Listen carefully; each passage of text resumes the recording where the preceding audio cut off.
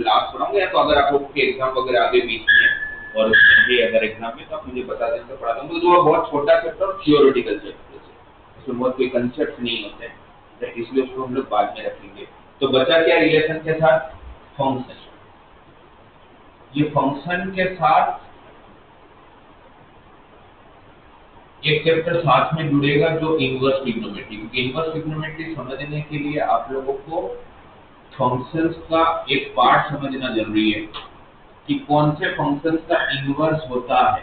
ये नाम भी देखो ना, इनवर्स। ये इनवर्स क्या है?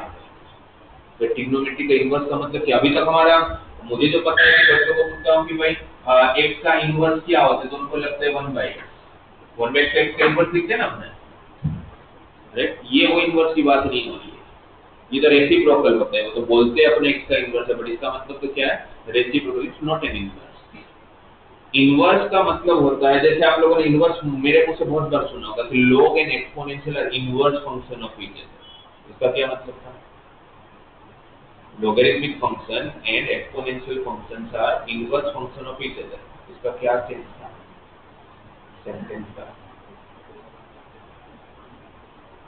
क्या सेंस है इसका? क्यों हम लोग ऐसे बोलते हैं कि logarithmic function and exponential functions are inverse function of each other?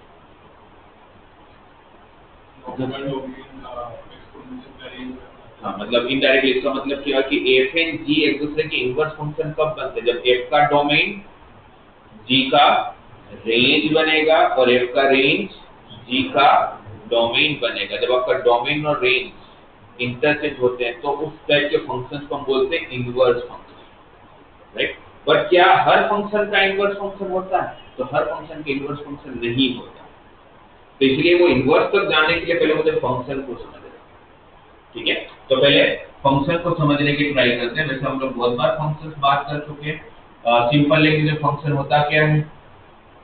What is function? क्या बोलता हूं मैं हमेशा, फंक्शन क्या है? मशीन। फंक्शन क्या है? बेसिकली एक मशीन, राइट। फंक्शन क्या? एक मशीन। हर मशीन में क्या होता है? तीन चीजें। क्या क्या? एक, उस मशीन को ऑपरेट करने के लिए या आप लोगों को कोई प्रोडक्ट निकालने के लिए, प्रोडक्ट प्रोड्यूस करने के लिए आपको कुछ रॉ मटेरियल डालना पड़ेगा। उस रॉ मटेरियल को हम क्या बोलते हैं? इनपुट। और इनपुट को मैथमेटिकल लैंग्वेज में क्या बोलते हैं? डोमेन। अपनी इनपुट डाला अंदर, अंदर मशीन में इनपुट डालने के बाद आपको मशीन को ये थोड़ी बताना होता है कि उसको क्या काम करना, उसको पता है कि क्या काम करना है, वो अपना काम करेगा, उसके बाद वो आउटपुट देगा, राइट। उस आउटपुट को हम क्या बोलते हैं? रेंज। एक होता है डोमेन, एक होता है रेंज।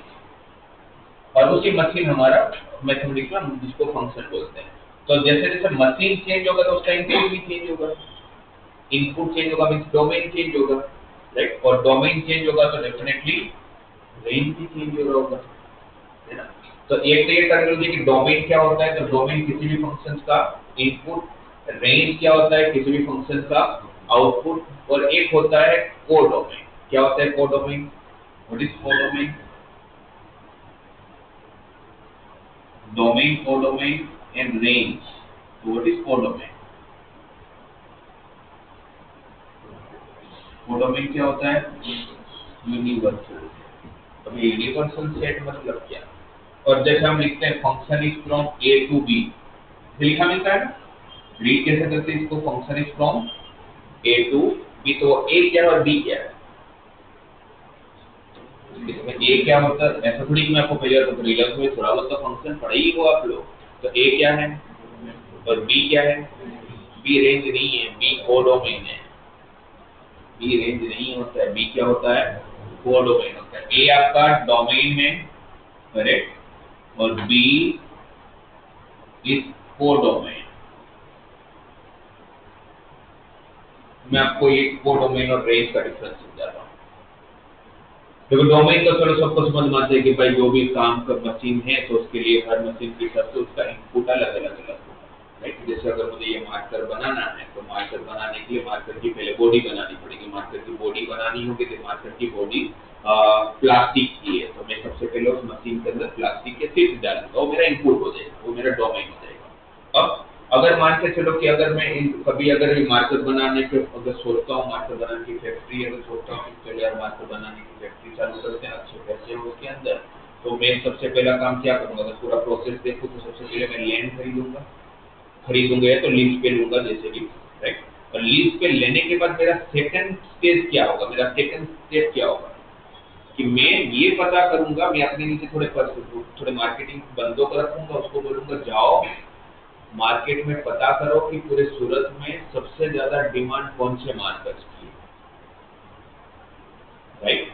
क्योंकि तो फिर वो मेरे जो भी स्टाफ होंगे वो जाएंगे, थोड़े कोचिंग क्लासेस को विजिट करेंगे, थोड़े स्कूल्स को विजिट करेंगे, स्टेशनरी वालों को विजिट करेंगे, और फिर मेरे पास आके रिपोर्ट देंगे कि सर यहाँ पर अभी राइट नाउ ए टाइप की मार्कर और बी टाइप की मार्कर की सबसे ज्यादा डिमांड है।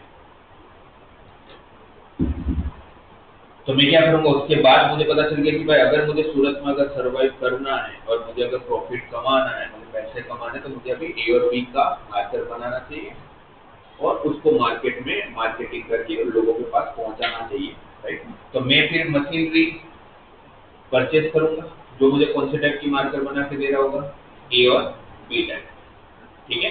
तो ये जो ए और बी टाइप का जो मार्कर मेरा मशीन बना के देगा, वो ए और बी मेरे लिए क्या बना, अभी मेरा मशीन मुझे कौन से टाइप की मार्कर बना के दे रहा है, ए और बी टाइप की मार्कर बना के दे रहा है। ये ए और बी मेरे लिए क्या है, रेंज, राइट। ए और बी क्या है मेरे लिए, अभी रेंज। और वो ए और बी मार्कर बनाने के लिए जो मैंने प्लास्टिक के शीट डाले होंगे मशीन के अंदर, वो मेरा डोमेन हो गया हो, ठीक है। और मेरा मशीन अभी मुझे कौन से मार्कर बना के दे रहा है, ए टाइप का एक मार्कर और बी टाइप का मार्कर।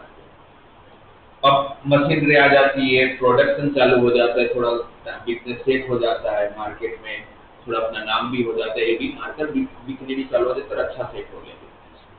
तो फिर ऐसा मान के चलो कि थोड़े टाइम के बाद में वेकेशन आता है, तो वेकेशन के लिए मैं सर यूएस जाता हूँ।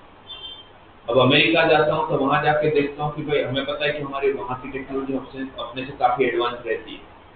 तो जो मार्कर अभी इंडिया में यूज हो रहा है ए और बी मार्कर, वहां तो आउटडेटेड हो चुका है।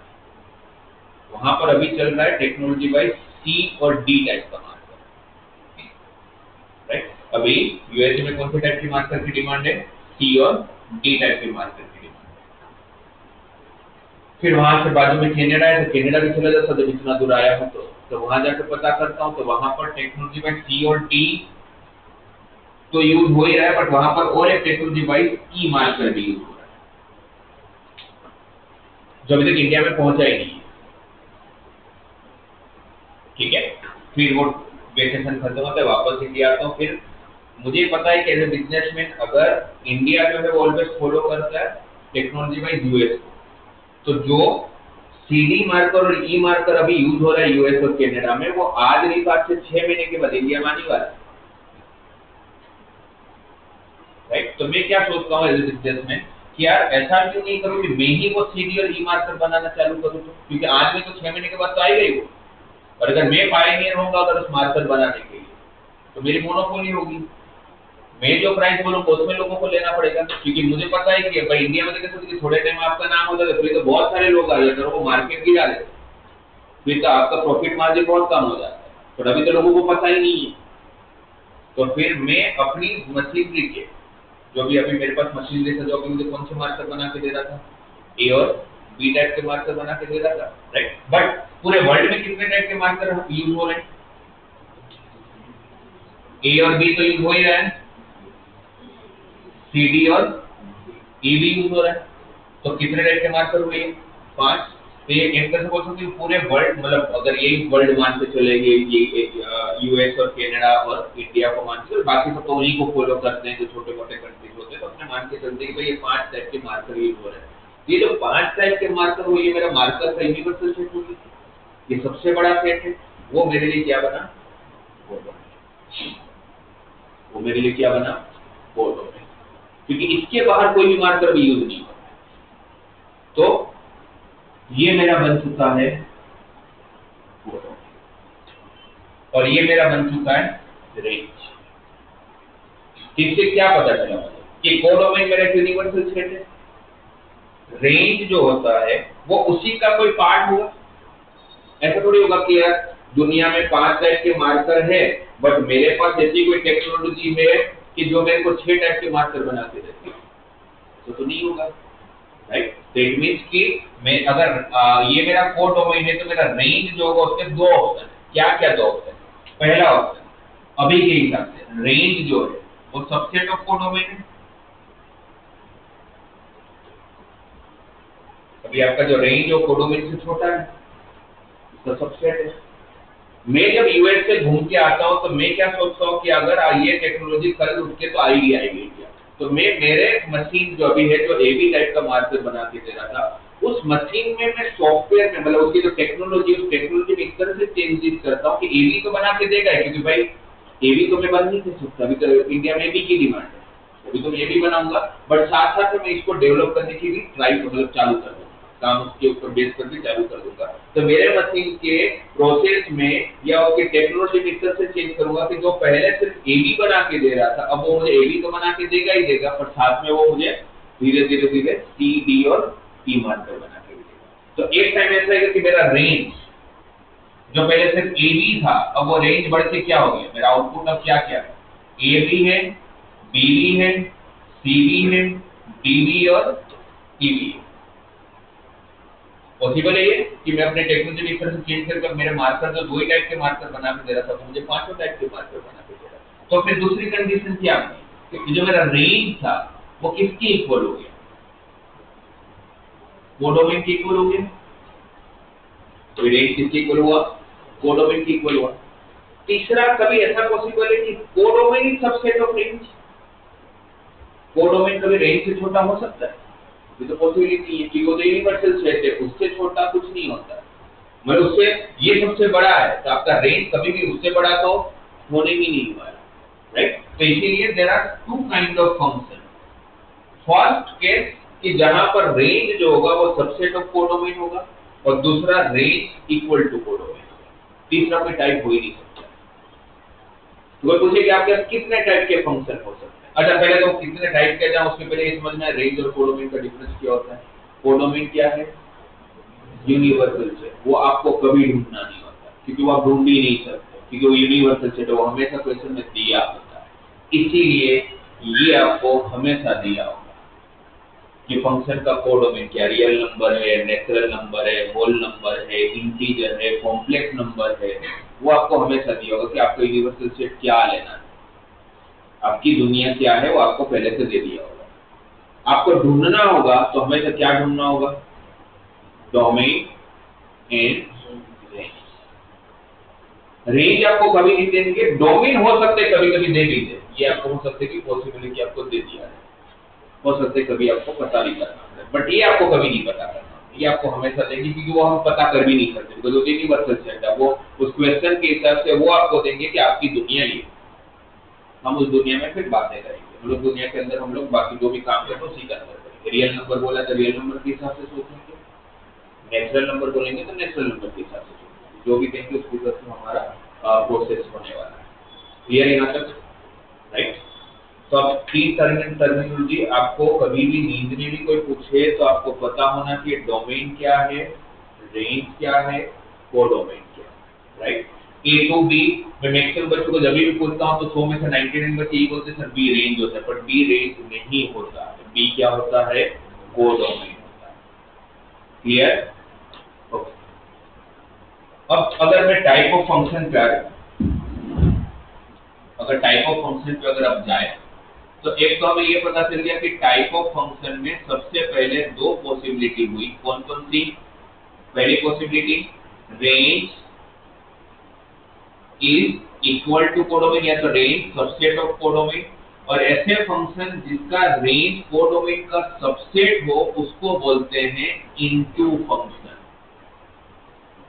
इसको कौन सा टाइप का फंक्शन बोला जाएगा, into function, right. And second possibility, range equal to codomain, और जब रेंज इक्वल टू कोडोमेन होगा उसको बोला जाता है ऑनटू फंक्शन। वैसे ये बातें हम पहले भी कर चुके हैं, ये ऐसा मुझे नहीं लग रहा कि हम पहली बार बात है, क्योंकि ऑन टू इनटू के कंसेप्ट आप लोगों को सबसे पहले तो जरूरत पड़ती है permutation and combination, number of onto function कितने बनेंगे, ये सब आते थे क्वेश्चन, तब भी मैंने आपको ये समझाया था और एक बार वापस डिटेलिंग में आपको समझा दिया कि भाई इनटू फंक्शन क्या होता है, ऑन टू फंक्शन क्या होता है। इनटू ऑन टू जानना होगा आपको, जब भी पता करना है कि आपको फंक्शन जो दिया हुआ है वो इनटू फंक्शन है कि ऑन टू फंक्शन है, तो आपको क्या पता करना पड़ेगा, रेंज पता करना। तो आप बोलेंगे कोडोमेन, तो मैंने जैसे बताया कोडोमेन आपको पता नहीं करना, तो क्वेश्चन में दिया वो आपको हमेशा पता होगा। आपको क्या नहीं पता होगा, आपको रेंज नहीं पता होगा, वो आपको निकालना पड़ेगा।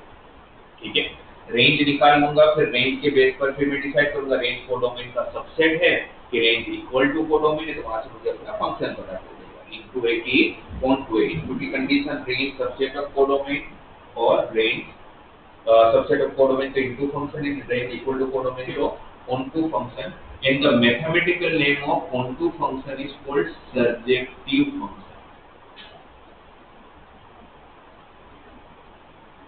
right? Range equal to codomain, onto function, onto को क्या नाम दिया गया है, surjective function। the surjective and onto function same ही होता है, कोई डिफरेंस क्लियर? ऐसा आपको लगता है कि ऐसा कोई फंक्शन इस दुनिया में एग्जिस्ट करता भी होगा कि जो इनटू भी ना और उनटू भी ना हो सकता है कि ऐसा कोई फंक्शन की जो इनटू भी नहीं होगा और उनटू भी नहीं, तीसरा ही कोई टाइप तो पॉसिबल। तीसरा टाइप कौन सा हो सकता अगर होता तो? Range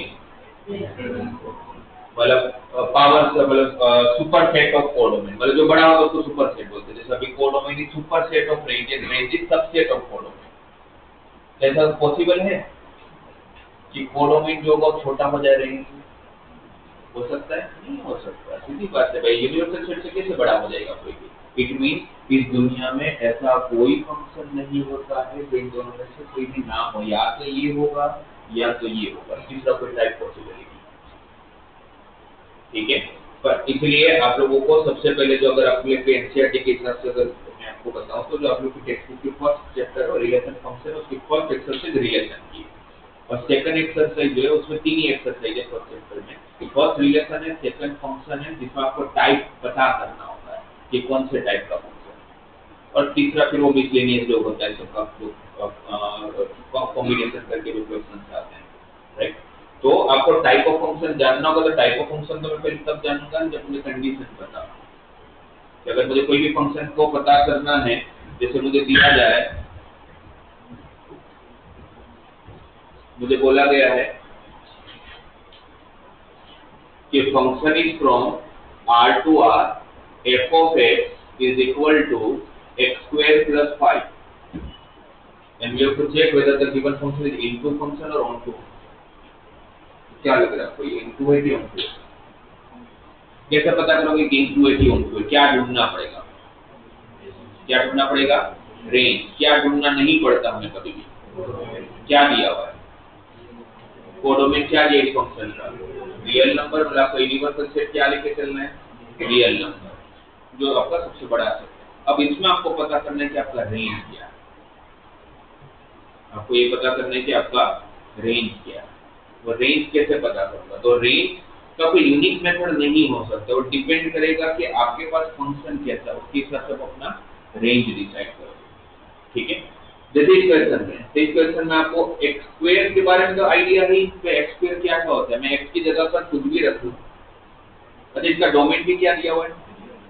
real number, negative, positive, rational, irrational सब कुछ हो सकता है।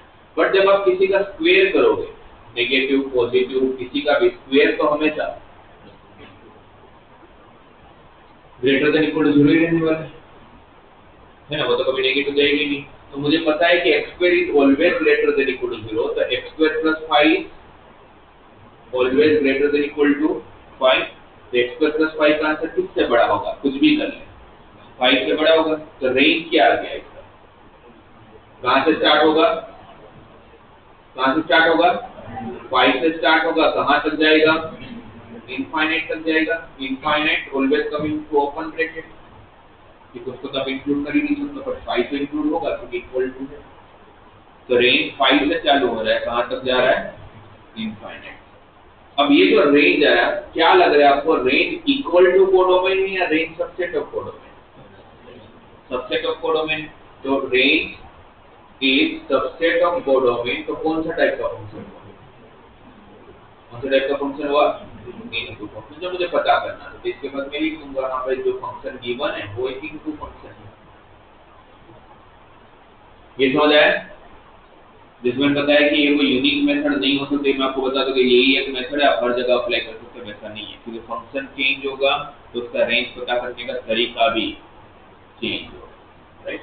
जैसे अब अगर सेकंड क्वेश्चन ये दिया हुआ है, function is from R to natural number f of x is equal to R to z, natural number में R to z f of x is equal to 2 minus 3 cos x।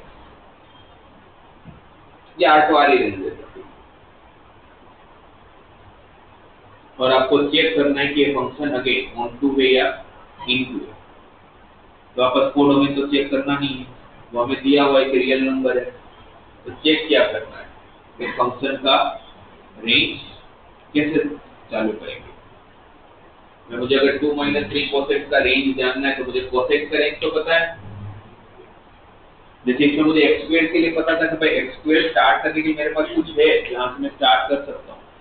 Similarly यहाँ पर cos x के लिए भी आप चालू कर सकते हो। cos x की रेंज -1 से 1, cos x किसके बीच में होगा? -1 से लेके 1 के बीच में। अगर cos x -1 से लेके 1 के बीच में, यहाँ पर क्या चाहिए आपको? 2 - 3 cos x, तो -3 cos x, -3 से मल्टीप्लाई करोगे तो आपकी इनइक्वालिटी की साइन चेंज हो जाएगी। ये सब बेसिक रूल्स आपको पता ही होगा और पता होना चाहिए, राइट? माइनस से मल्टीप्लाई किया, मेरी इनइक्वालिटी की साइन चेंज होगी, उसमें क्या ऐड करो? 2। तो जब आप 2 ऐड करोगे यहाँ पर 2 - 3 cos x, तो 2 - 3 -1 and 2 + 3 5। तो रेंज कितना है? रेंज क्या है आपका? -1 से लेके 5। अब ये जो रेंज आया वो कोडोमेन का सबसेट है या इक्वल है? सबसेट है ना? रियल नंबर तो सबसे बड़ा होता है, तो उसका सबसेट है, तो अगेन वापस कैसा फंक्शन हो गया? इनटू।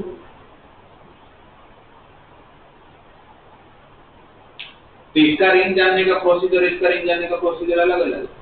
यहाँ पर मैं x स्क्वायर से चालू कर रहा हूँ, यहाँ पर मैं cos x से चालू कर रहा हूँ। अब उसके सामने मुझे दिया है कि function is from R to R f of x equal to x³ + 7। तो आपको क्या लग रहा है कैसा फंक्शन होगा? ऑन टू होगा कि इनटू होगा? Codomain is given, real number, range पता करना है। x³ + 7 का रेंज कितना होगा? On to. x³ का आंसर क्या हो सकता है? कुछ भी हो सकता है। मैं नेगेटिव डालोगे तो नेगेटिव भी देगा, √2 डालोगे तो 2√2 भी देगा, मतलब रूट में भी आ सकता है आंसर, मतलब इरेशनल, रेशनल सब कुछ हो सकता है। तो हमें पता है कि x³ इज बिटवीन -∞ to ∞, कुछ भी दे सकता है। तो x³ + 7 करोगे तो भी तो वही रहेगा रेंज। 7 8 करने से थोड़ी ना मेरे इनफाइनाइट वैल्यू को कुछ फर्क पड़ता है। तो मेरा रेंज क्या आ गया? Whole the real value. और कोडोमेन भी क्या है? Whole the real value. तो ये कैसा फंक्शन हो गया?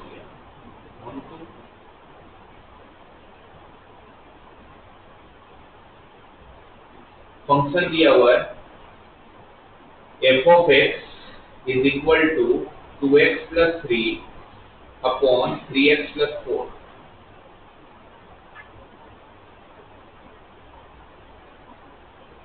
टेक्स्ट बुक में इस टाइप के क्वेश्चन सबसे ज्यादा है, क्योंकि ये सब तो बहुत सिंपल है, थोड़ा सा वैसे तो 90% क्वेश्चन में तो ये सब भी यूज हो रहा है, बट थोड़े भी ऐसे भी क्वेश्चन की जिसमें ऐसे दिया है। कौन सा फंक्शन बोलते हैं इसको? इसको कौन सा फंक्शन बोलोगे? क्वाड्रेटिक फंक्शन या अलजेब्रिक फंक्शन? ये अलजेब्रिक है, ये अलजेब्रिक है, ये ट्रिग्नोमेट्रिक फंक्शन है। वैसे इसको कौन सा फंक्शन बोलते हैं? कौन सा फंक्शन बोलते हैं? ऊपर एक फंक्शन है, नीचे एक फंक्शन है, इसको कौन सा फंक्शन बोलते हैं? Rational function. कौन सा फंक्शन बोलते हैं इसको? रेशनल नंबर कौन से फॉर्मेट में होता है? p/2। क्यों? तो ये भी तो g of x by h of x के फॉर्म में है, तो कौन सा फंक्शन बोलूंगा इसको मैं? Rational function, right? क्या लगता है इस फंक्शन का डोमेन क्या होगा? What is the domain of this function? क्या होगा? All real number except -4/3। दिया होगा, नहीं दिया तो हमें पता है कि भाई -4/3 नहीं डाल पाऊंगा। क्यों नहीं डाल पाऊंगा? क्योंकि उसका डिनोमिनेटर 0 हो जाएगा, और जो पॉसिबल नहीं है। और कोडोमेन रियल नंबर ही दिया हुआ।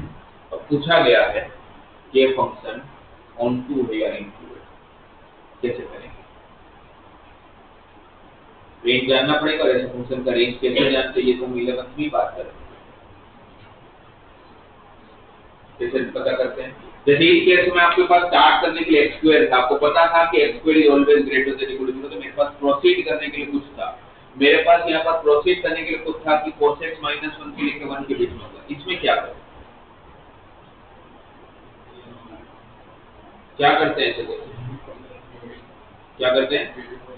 बेबीकल मेथड में तो आपको range greater than 0 less than 0 मिलते हैं। बेबीकल मेथड इनइक्वालिटी के लिए होता है, इक्वल टू y। भाई रेंज कैसे जान? अच्छा, आपने इसका डोमेन कैसे बता दिया? मैंने आपसे पूछा इसका डोमेन क्या होगा, आपने नोटपैड भी नीचे लाया, आपने सिर्फ देखा और आपने बता दिया कि इसका domain all the real value except -4/3। कैसे पता चला? क्योंकि फंक्शन x के टर्म में था, तो आपको समझ में आ गया कि x वैल्यू क्या नहीं हो सकती है, राइट? तो अगर मुझे रेंज जानना होगा तो इसका कुछ ना कुछ आंसर आ रहा होगा। अब यहाँ पर स्टार्ट करने के लिए कुछ नहीं है, मैं ऐसे थोड़ी बोल सकता कि x हमेशा पॉजिटिव होगा या x हमेशा नेगेटिव होगा, इसको कुछ भी हो सकता है। जैसे इसमें मुझे पता था कि x² हमेशा पॉजिटिव होगा, इसमें मुझे नहीं पता है। तो जब आपके पास कुछ भी नहीं हो स्टार्ट करने के लिए, तो स्टार्ट कैसे करूं पता ही ना चले, तो फिर आपके पास हमेशा एक ऑप्शन है। और सबसे लास्ट चैप्टर में हमने यही बातें की थी जब रेंज ढूंढ रहे थे क्वाड्रेटिक इक्वेशन में, कि जब कुछ नहीं हो तो क्या करने का, इक्वल टू y। बोले मैंने इसके आंसर को क्या मान लिया? y मान लिया। x बदलता जाएगा, जैसे x को मैंने 1 रखूं तो मेरा आंसर आएगा 5/7, वो एक आपका आंसर आ गया। x को 2 रखा तो 7/10, वो आपका दूसरा आंसर आ गया। तो x बदलते जाएगा, वैसे आपको y की वैल्यू मिलती जाएगी, राइट? तो अब वैल्यू पुट करके तो थोड़ी चेक करूंगा, तो इनफाइनाइट वैल्यू से कितनी वैल्यू पुट कर लूं, तो फिर हम क्या करेंगे? मुझे पता क्या करना है? क्या पता करना है? नहीं, रेंज ही पता करना है। रेंज, हाँ ठीक है, रेंज पता करने मतलब क्या पता करना है? y पता करना है। रेंज पता करना है तो क्या पता करना है? तो फिर फंक्शन किसके टर्म में होना चाहिए? फंक्शन किसके टर्म में होना चाहिए?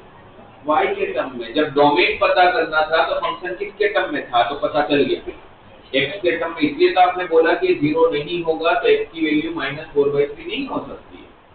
तब अगर मुझे y पता करना है तो मेरा फंक्शन किसके टर्म में लाना चाहिए? मुझे y के टर्म में। तो इसके लिए मैं किसको सब्जेक्ट बनाऊंगा? x को। उसके लिए इसको क्रॉस मल्टीप्लाई कर लेते हैं, क्या हो जाएगा ये? 2x + 3 = 3xy + 4y। ये तो ले जाते हैं इस तरफ। इस पर इससे क्या कॉमन?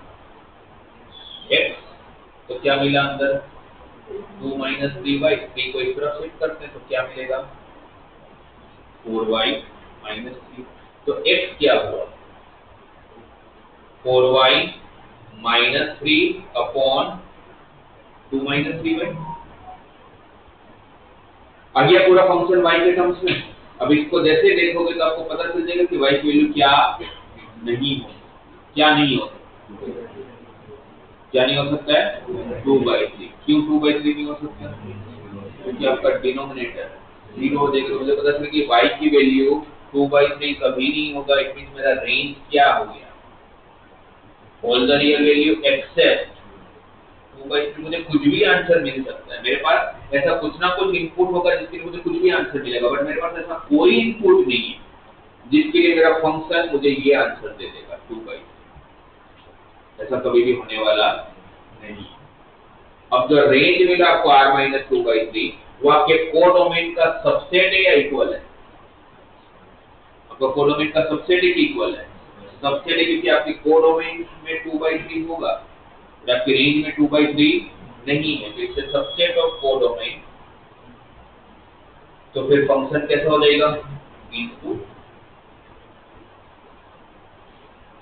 तो क्या समझ आया इससे कि भाई किसी भी फंक्शन अगर ऑन टू है कि इनटू है वो पता करना होगा तो आपको रेंज ढूंढना आना चाहिए, और उसकी कोई यूनिक मेथड नहीं होती कि ये एक मेथड आपने याद कर लिया तो ये आप हर क्वेश्चन में अप्लाई कर सकते, ऐसा नहीं होता है। इट डिपेंड कि आपका फंक्शन कौन सा है, उसके हिसाब से फिर मुझे सोचना पड़ेगा। तो कब कर पाओगे, जब आपकी एटलीस्ट बेसिक नॉलेज आपकी क्लियर हो फंक्शन को लेकर। इतने में डाउट किसी का?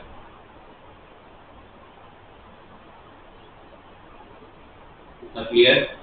सबसे पहले फंक्शन क्या होता है, कोई पूछे तो function is just type of machine भाई, जिसके अंदर कुछ इनपुट जाता है, इनपुट जाने के बाद वो अपना काम करता है, कुछ आउटपुट आता है। तो जो इनपुट जाता है उसको हम डोमेन बोलते हैं, जो आउटपुट आता है उसको हम रेंज बोलते हैं, और एक तीसरा वर्ड होता है कोडोमेन, जो हमारा उस फंक्शन का यूनिवर्सल सेट होता है।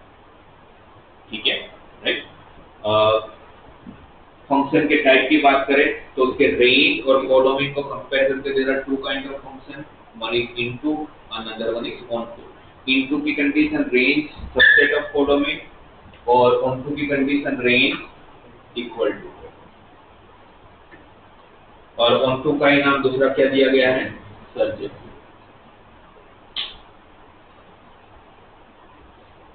इतना ठीक है?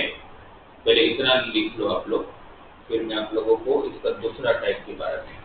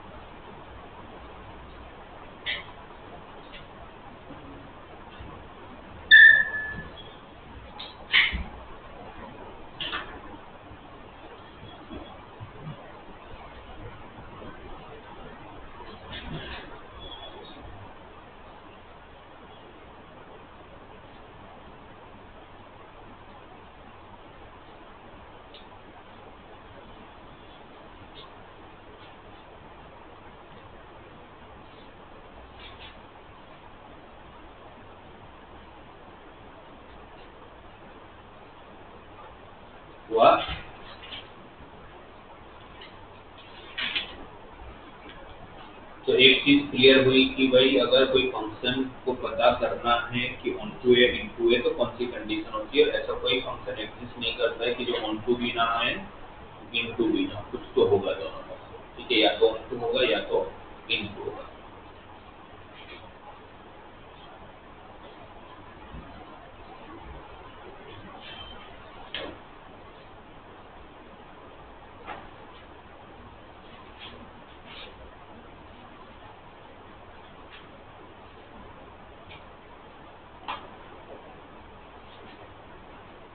ठीक है, देखो उसके बाद ये जैसे एक टाइप हो गया, उसी तरह से एक केस बनता है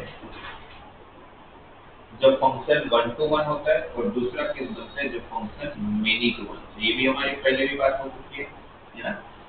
नाम में ही अगर देखो तो 1 to 1, तो 1 to 1 का मतलब क्या हुआ कि अगर आप लोगों का डोमेन चेंज होगा, एक डोमेन के लिए एक रेंज, एक डोमेन के लिए एक रेंज, इसका मतलब मेरा डोमेन चेंज होगा तो मेरा रेंज भी। मैं अगर अपना रॉ मटेरियल चेंज करता हूँ, मैं अपना इनपुट चेंज करूँ तो मेरा आउटपुट भी चेंज होना चाहिए। तो उसको कौन सा टाइप का फंक्शन बोलेंगे? 1 to 1 फंक्शन। तो बोलेंगे सर एक आध एग्जांपल तो बहुत सारे हैं, एक क्या मैं आपको इन्फिनिट एग्जांपल दे सकता हूँ। f of x equal to 2x plus 3। इस फंक्शन में अगर आप x की वैल्यू अगर चेंज करोगे तो आपका आंसर भी दो चेंज होगा। x को जैसे 0 रखा तो मेरा आंसर 3 होगा, x को अगर 1 रखा तो मेरा आंसर 5 होगा, x को 2 रखूंगा तो मेरा आंसर 7 होगा। तो x को चेंज करते जाऊंगा तो मेरा आंसर भी चेंज होता जाएगा, right. f of x is equal to x cube plus 3। ऐसा कोई दो नंबर आप जानते हो जिनका क्यूब सेम हो?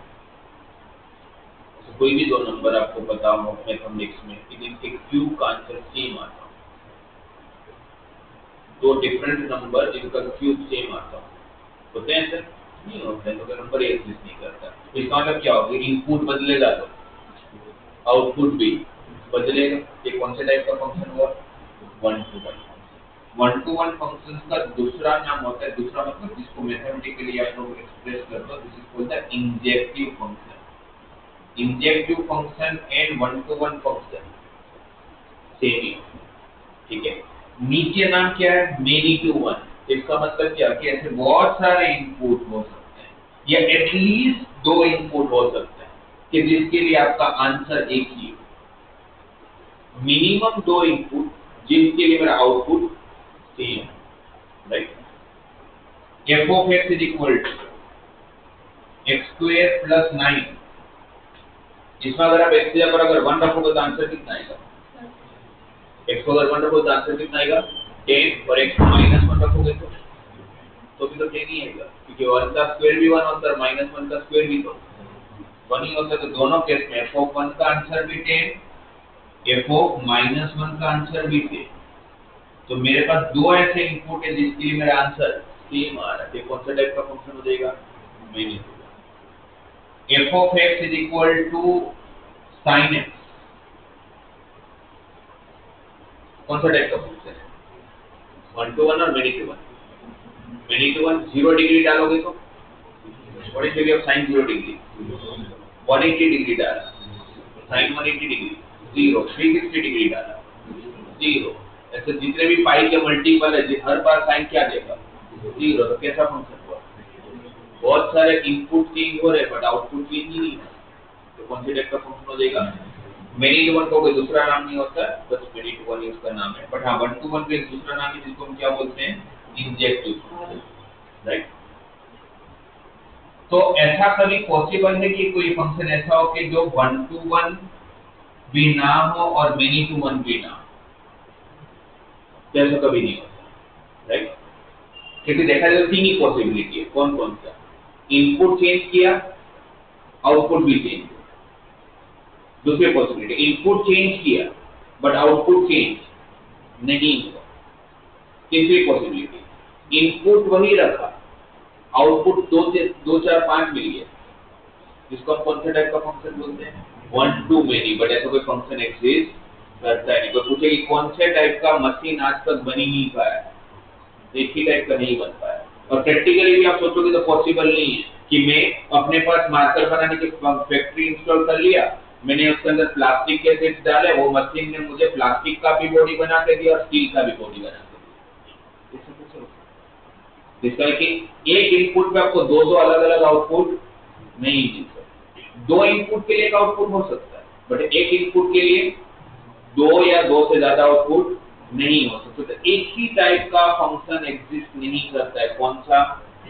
One two many. इसीलिए एक नया कंसेप्ट बनाया गया जिसको हम रिलेशन बोलते हैं, वरना रिलेशन की कोई जरूरत ही नहीं थी पूरे मैथ्स में। रिलेशन पिक्चर में ही इसलिए आया क्योंकि वन टू मेनी नाम का फंक्शन एग्जिस्ट नहीं करता, इसलिए रिलेशन बना, वरना रिलेशन चैप्टर का कोई कुछ काम ही नहीं, राइट।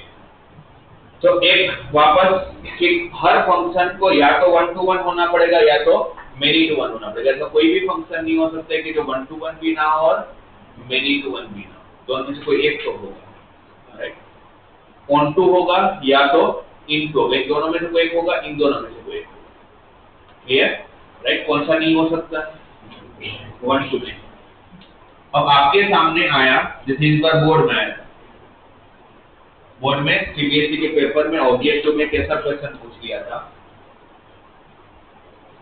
ऑब्जेक्टिव में फंक्शन नहीं था पर उसका कुछ ग्राफ दे रखा था, एग्जैक्ट ध्यान नहीं, बड़े सही था, ऐसे ग्राफ दे रखा था। फिर पूछा था कि ये फंक्शन का टाइप कौन सा है। फिर नीचे चार ऑप्शन थे, वन टू वन,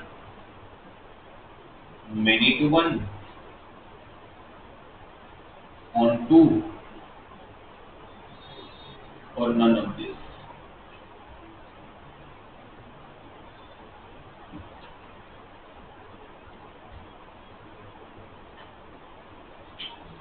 बाकी सबसे कौन सा फंक्शन जैसे दिया नहीं है कि कौन सा फंक्शन, तो सिर्फ उस फंक्शन का ग्राफ दे दिया है और आपको पूछा गया कि चार में से कौन सा है। इस बार का बोर्ड का क्वेश्चन कौन सा है?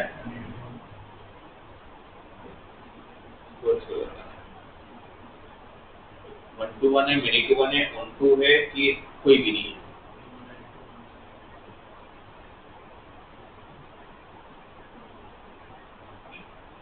कौन सा है? Many to one.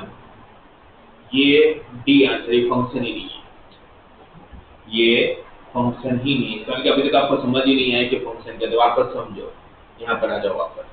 One to one और many to one. One to one का मतलब क्या होता है? अगर आप अपना इनपुट चेंज करोगे तो आउटपुट चेंज होगा। मेनी टू वन का मतलब क्या है? इनपुट चेंज करेंगे बट आउटपुट चेंज। मतलब जब हम लोग जब भी ग्राफ बनाएंगे तो इसके टू डायमेंशन में ग्राफ बनाने वाले, क्योंकि आपको या मुझे थ्री डायमेंशन में ग्राफ बनाना नहीं आता, तो इसलिए हम जब भी ग्राफ बनेंगे, मैं बोर्ड में ग्राफ बनाऊंगा, आप अपनी नोटबुक में ग्राफ बनाओगे, तो टू डायमेंशन ही होने वाला है। टू डायमेंशन में दो ही कोऑर्डिनेट होते हैं, कौन कौन सा? एक्स और वाई। तो अगर एक्स और वाई कोऑर्डिनेट होता है तो ये एक्स क्या है आपका? डोमेन या रेंज? एक्स क्या है? डोमेन और वाई क्या है? रेंज। एक्स क्या है आपका? डोमेन और वाई क्या है? रेंज। ठीक। अब वन टू वन का मतलब कि एक्स बदलूंगा तो वाई बदलेगा। मेनी टू वन का मतलब क्या है? एक्स बदलेगा बट वाई नहीं बदलेगा। और कौन से टाइप का फंक्शन एग्जिस्ट नहीं करता? One two many. One two many का मतलब क्या हुआ? एक्स नहीं बदल रहा है बट वाई बदल रहा है। तो ग्राफिकली कैसे चेक करूं कि पहले तो फंक्शन है तो फिर उसके टाइप की तो बात आएगी, फंक्शन ही नहीं तो टाइप की बात ही कहां से आएगी? तो हमेशा जब भी ऐसा दिया जाए तो सबसे पहले चेक करो स्पेसिफिकली, जब ऐसा कोई ऑप्शन दिया यहाँ पर चौथा ऑप्शन इनटू होता तो फिर तो फंक्शन है तभी वो चार और दिया। अगर ऐसा दिया नन ऑफ दिस या फंक्शन डज नॉट एग्जिस्ट, ऐसा कोई भी ऑप्शन है तो सबसे पहले आपको चेक करना चाहिए कि कौन सा टाइप हो। तो बाद की बात है, पहले फंक्शन है कि नहीं है। फंक्शन होगा तो टाइप की बातें करोगे ना आप लोग, पहले तो फंक्शन ही नहीं है। कैसे फंक्शन नहीं है? क्योंकि अगर मैं यहाँ पर पैरेलल टू वाई एक्सिस अगर एक लाइन बना रहा हूं, तो जब आप कोई लाइन बनाते हो which is parallel with Y axis, तो उसमें कौन सा कोऑर्डिनेट चेंज नहीं होता है? एक्स कोऑर्डिनेट चेंज नहीं होता। अगर यहाँ पर का कोऑर्डिनेट अगर ये x,0 है तो यहाँ पर भी तो x ही होगा, यहाँ पर भी x ही होगा, यहाँ पर भी x ही होगा, यहाँ पर भी xt होगा, बट y की वैल्यू तो चेंज हो जाएगी। भाई समझ आ रहा है कि नहीं आ रहा है? जैसे गग्गी की तरह बैठे रहते हो तो रिप्लाई भी दो। ये आपको पता चल रहा है कि जब आप लोग y के पैरेलल लाइन लेते हो तो x की वैल्यू चेंज नहीं होती, बट y की वैल्यू तो चेंज होती है। इट मीन ग्राफिकली अगर आपको कभी भी चेक करना हो कि गिवन फंक्शन एग्जिस्ट और डू नॉट एग्जिस्ट, तो आपको क्या करना है, parallel to y axis line draw करना है। अगर उस लाइन ने ग्राफ को 2 पॉइंट पर भी कट कर दिया तो फंक्शन एग्जिस्ट नहीं करता, क्योंकि कैसा फंक्शन हो जाएगा वो, फिर 1 to many हो जाएगा, ऐसा कोई फंक्शन होता ही नहीं है। इसका मतलब समझ आ रहा है कि इनपुट एक ही है बट आउटपुट 1 2 3 4, अभी तो नीचे लिया भी नहीं मैंने, 5 6, एक इनपुट 6 आउटपुट, ऐसा कैसे हो सकता है? इसलिए फंक्शन ही नहीं है तो टाइप की तो बात ही नहीं आएगी। आया समझ में? राइट। तो मुझे अगर समझ में आए तो बताओ। हम लोग पैराबोला पढ़ चुके हैं, 4 पैराबोला होते हैं, 4 टाइप के होते हैं। कौन कौन से? राइट, लेफ्ट, तो फिर कौन से फंक्शन और कौन से नहीं है? तो 4 पैराबोला में से कौन कौन से कि जो फंक्शन होंगे और कौन कौन से फंक्शन नहीं होंगे? अपवर्ड फंक्शन होगा, अपवर्ड वाला फंक्शन होगा, होगा हाँ या ना, होगा कि नहीं होगा? होगा। डाउनवर्ड होगा, राइट नहीं होगा। क्यों नहीं होगा? क्योंकि जब पैरेलल लाइन बनाऊंगा तो 2 पॉइंट पर कट करेगा, तो लेफ्ट वाला भी नहीं। समझ आ गया? ओके। अब आपने बोला अपवर्ड और डाउनवर्ड फंक्शन होगा, मैं भी एग्री करता हूं, होगा। कौन से टाइप का होगा? 1 to 1 होगा कि many to 1 होगा? एक बार ड्रॉ करते हैं। ये अपवर्ड ड्रॉ किया मैंने, फंक्शन होगा। आपने बोला कैसे पता चला आपको? तो हम उसको रीजन देंगे कि भाई कहीं पर भी लाइन बना लो, कभी भी 2 पॉइंट पर कट करना ही नहीं वाला है। इट मीन कि एक इनपुट पे आपको 2 आउटपुट नहीं मिलेगा, तो ये 1 to many नहीं है, इट फंक्शन तो है। तो फंक्शन है, ये क्लियर है। अब कौन से टाइप का फंक्शन अगर फंक्शन है तो वो कैसे पता करोगे? एक्स एक्सिस के पैरेलल लाइन बनाऊंगा। किसके पैरेलल लाइन बनाऊंगा? एक्स एक्सिस के पैरेलल लाइन बनाऊंगा। अगर मैंने एक्स एक्सिस के पैरेलल लाइन बनाया, अगर वो लाइन ने अगर उस ग्राफ को 2 या 2 से ज्यादा पॉइंट पर कट किया तो कैसा ग्राफ हो जाएगा? मतलब कैसा फंक्शन हो जाएगा? Many to one. क्योंकि मेनी टू वन की कंडीशन क्या होती है? इनपुट चेंज हो रहा है बट आउटपुट चेंज। और जब कोई line parallel with x axis होता है तो उसमें कौन सा कोऑर्डिनेट चेंज नहीं होता? y। तो यहाँ पर y का कोऑर्डिनेट अगर 0, y है तो यहाँ पर भी y है, यहाँ पर भी y है, बट x की वैल्यू तो चेंज हो रही है, ये x1 है, ये x2 है। तो x1 और x2 दोनों पे सेम आंसर आ रहा है, ये कैसा फंक्शन हो जाएगा? Many to. तो डाउनवर्ड भी कैसा होगा? 1 to 1 या many to? Many to, right.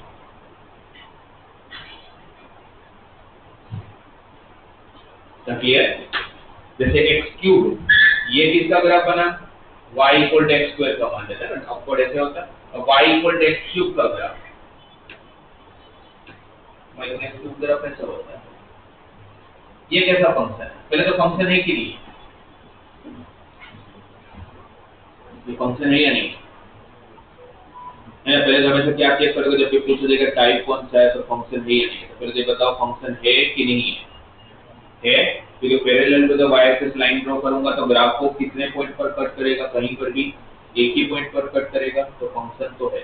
तो फिर 1 to 1 है कि मेनी टू 1 है? 1 to 1 है कि मेनी टू 1 है? 1 to 1 होगा, क्योंकि कहीं पर भी आप लाइन बना लो x एक्सिस के पैरेलल तो वो एक ही पॉइंट पर कट करेगा। इसका क्या मतलब है कि इनपुट चेंज हो रहा है तो आउटपुट भी चेंज हो रहा है। तो कौन सा टाइप हो गया? 1 to 1। तो फंक्शन है कि नहीं वो चेक करने के लिए किसको पैरेलल लाइन बनाओगे? y axis. किसको पैरेलल लाइन बनाओगे?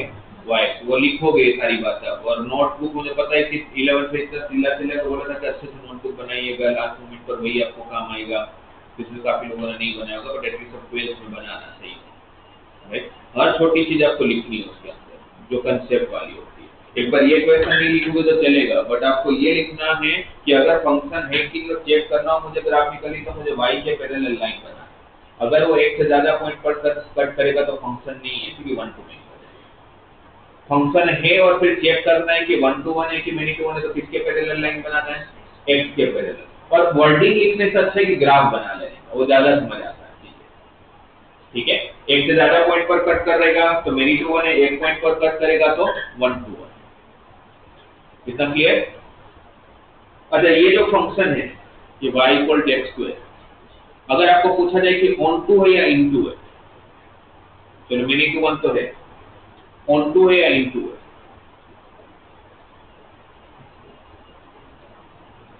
ऑन टू फंक्शन है कि इनटू फंक्शन है? इनटू फंक्शन है, क्योंकि कोडोमेन आपके यूनिवर्सल सेट बाय डिफॉल्ट कौन?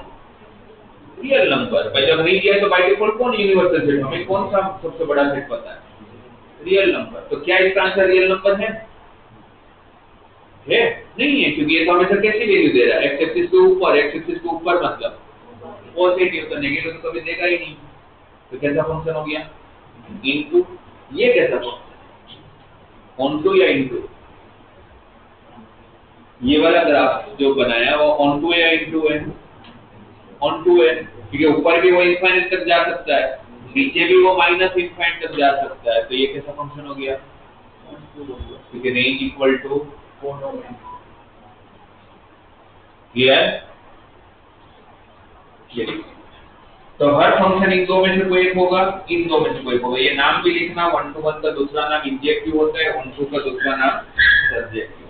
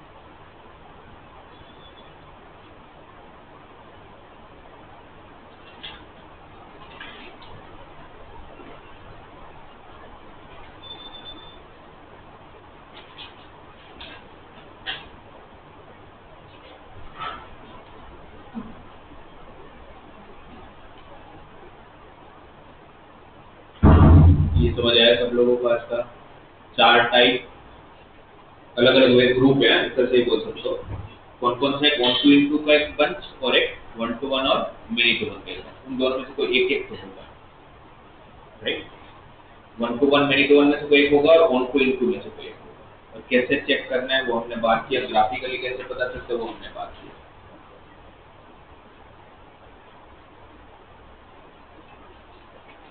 तो मैंने जो आप लोगों को बच्चों आपसे समझाया कि भाई आपके पास एक ही ऑप्शन है, यही मान के चलना है और उसी के लिए हमें काम करना है।